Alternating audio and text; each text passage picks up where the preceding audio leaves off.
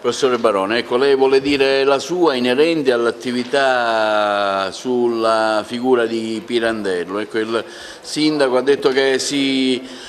ricorda poco la figura di Pirandello, ma lei ci tiene a precisare che voi, insomma, al parco, davanti la casa, avete sede davanti la casa di Pirandello, avete negli anni sempre ricordato la figura di Luigi Pirandello. Sì, con tanti attori e operatori, sia che purtroppo per l'età o per le malattie sono scomparsi. Penso solo, e non bianco davanti a quella telecamera, alla grande figura di Mariuccia Linder o alla grande figura di Montalbano, e poi quelli che sono rimasti e che sono giovani e meno giovani. Quest'anno ricorre anche il compleanno del decano, chiamiamolo, degli attori agrigentini, che ha dato lustro e che ha partecipato attivamente ogni 28 giugno di pomeriggio, è venuto sempre a mettere con i fiori che compravamo insieme e che abbiamo comprato insieme ogni anno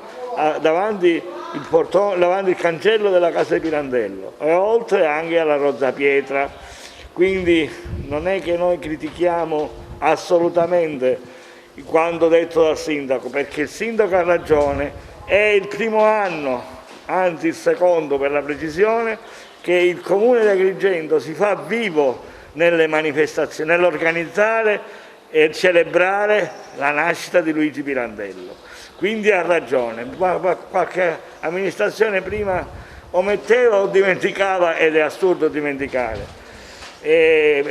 Tra l'altro noi, il Parco Letterario, la titolarità è del Comune, quindi è stato sempre presente non solo il 28 giugno, ma 365 giorni su 365, dalla Fiera del Libro di Torino alle mostre di Milano e di tante altre parti d'Italia e d'Europa, e ha portato sempre avanti il Parco Letterario le iniziative e le idee e le progettualità del Comune di Agrigento. E quindi ora c'è solo da cercare di fare i conti, in termini pratici, di tutte le azioni e tutto quello che abbiamo anticipato nelle somme, che sono ora abbastanza, e che il Comune, i dirigenti, devono ormai mettersi al lavoro per cercare di saldare tutto ciò che l'ente gestore purtroppo è adempiente, e quindi deve ricevere questi soldi perché deve reinvestire, perché un no profit non è che incassa per fare